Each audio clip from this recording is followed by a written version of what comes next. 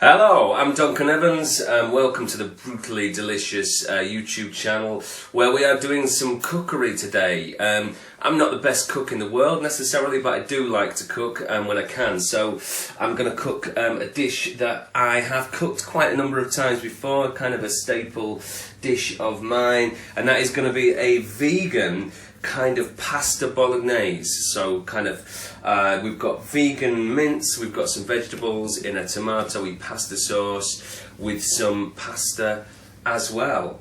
Alright, so first thing I'm going to do is I'm going to get the pan preheated. So I'm going to get some olive oil. This is extra virgin olive oil, but you can use obviously any type of cooking oil. We're going to light this thing. We're going to get this heating up. Okay, and then that's happening. So next I'm going to get my pasta happening. I like to get this going as soon as possible, otherwise I tend to forget. So pasta goes in a pan.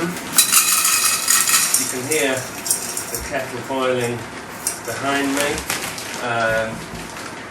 So fairly standard, we cook pasta with boiling water. I don't have a lid for the pan, so I'm going to be innovative and resourceful. I'm going to use a plate as a lid. It does cook faster with a lid on. So boiling water goes on the pasta, so we're getting that started off. We're going to obviously light the hob right here, and then that can simply, try not to burn the house down, that can simply be left for at least about 10 minutes. I'll keep checking that as we go. So I'm now going to add the mince to the pan. I'm not actually vegan, but my partner is vegan, so we're using vegan mince. So I do eat quite a lot of vegan food and cook quite a bit of vegan food. There's some really good meat alternatives nowadays, and to be honest, it's good for the environment and all sorts of other things to eat less meat anyway. So yeah, so it's all good. Right, so I've broken that mince up in the pan right there. I'm now going to add some onions, which I have chopped a little while ago. So here are the onions going into the pan, and I'm also going to add some red peppers. You can see I've got some mushrooms here, which I'm just going to chop up in a second and put them in a little bit later. And I've got some garlic, which I like to wait a few minutes before putting the garlic in. Otherwise it sometimes burns and that doesn't go too well. So that's going to simmer for a little bit. That's going to get all cooked up. Just increase the heat a little bit while I chop the mushrooms up, ready to add them. Alright, so I'm just chopping up the mushrooms here.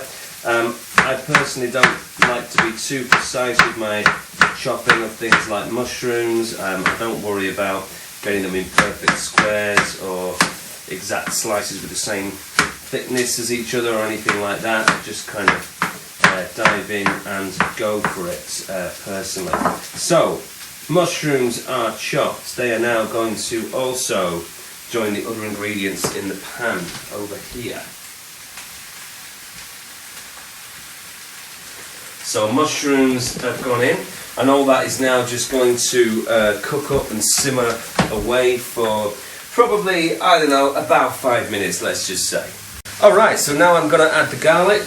This has been just cooking for a few minutes, so plenty of chopped garlic in there, which we're going to mix in shortly. I'm also at this point going to add some chopped tomatoes, which actually, you know what, I'm going to chop them up actually, so I'm going to add them in a minute, so slight change of plan there. I'm going to add some olives. You can use black or green. I tend to think green are a little bit stronger and maybe saltier, so I don't like to use too many, otherwise they can get a bit overpowering for me, but I'm just going to try and grab one more if I can get one more. There we are. Right, brilliant.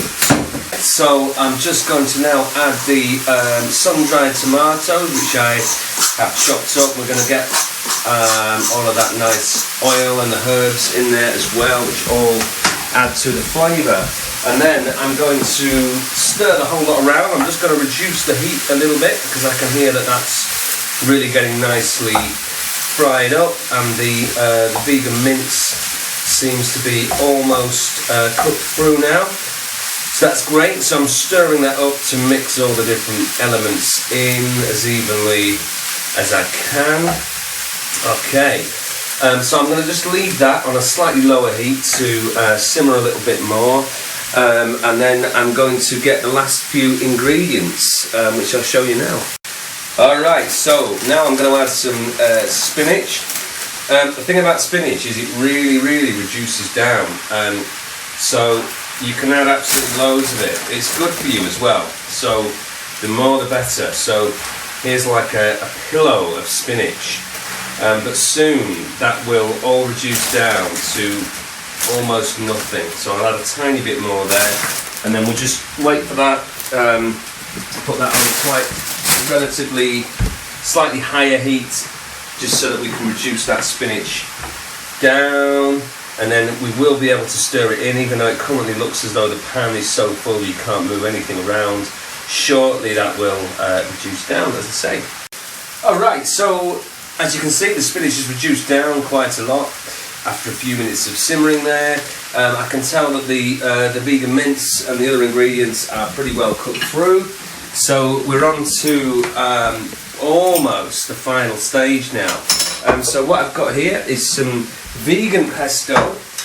So I'm not sure what they use instead of the cheese, but it doesn't have any cheese in it. It's still got all the basil and other ingredients in. So I'm just adding some of this vegan pesto, and what I'm actually going to do is I'm going to take some balsamic vinegar, which I like to add a little bit of, and I'm just going to throw that in the bottom of the vegan pesto jar so that I can shake it up and get the last bit of pesto out, along with a little bit of balsamic vinegar, which works really well in Italian style food. Not claiming this to be traditional Italian in any way, by the way, but kind of Italian inspired at least. A little bit more pesto in there because that jar didn't have a whole lot in it. Alright, got to taste it as you go sometimes. Right, so I'm going to mix in the pesto, and then we are just about ready to add some herbs and then the sauce. Okay, so what I'm going to do is I'm going to add quite a fair amount of fresh basil. I'm going to add some oregano as well. Both of those herbs work really well with this sort of dish, and it means that when I add my chopped tomatoes, that will all combine, all the flavours will mix together, and we'll get a nice flavourful sauce, hopefully. I'm just going to try not to get the stalks in the food, but yeah, plenty of fresh basil going in there. Okay, and then I've actually got some dried oregano just here. I'm not sure if I've ever actually used fresh oregano. Quite a bit of that, which is going to work really well. So I'm going to mix all of that in, and then we are going to be very soon ready to add the chopped tomatoes to make the tomato sauce. In fact, I can tell we're just about ready to do that now because we don't want it to get any drier. So I've just got a tin of chopped tomatoes here, which works great as a sauce base. I've also got a little bit of tomato puree, which I will add some of also. Let's see if we can actually open this tin. This is the fun part where the tin opener doesn't work, but it is working just about. We are getting there. I think it's a slightly dodgy tin opener. I think it's gone a bit wrong, but we'll make do. We'll work with it. Okay, so I'm going to add the chopped tomatoes right there. Just going to rinse around and get that last little bit out as well. Add a bit of water because it all evaporates off anyway. And I'm also going to add just perhaps a couple of tablespoons of tomato puree, and then I'm going to mix all of this up and I'm going to leave it to simmer for a few more minutes, could be 5 more minutes perhaps, and then we're basically done. Okay, so we are basically there, guys. I'm going to dish out some of this fusilli pasta, and now I am going to serve up the actual mince and sauce, and that will be it. There we are, the complete dish. As I say, I'm not the greatest cook of all time, the greatest chef of all time, but I like it anyway, so that's what I do. Thanks for watching and thanks for listening. I've been Duncan Evans. Cheers.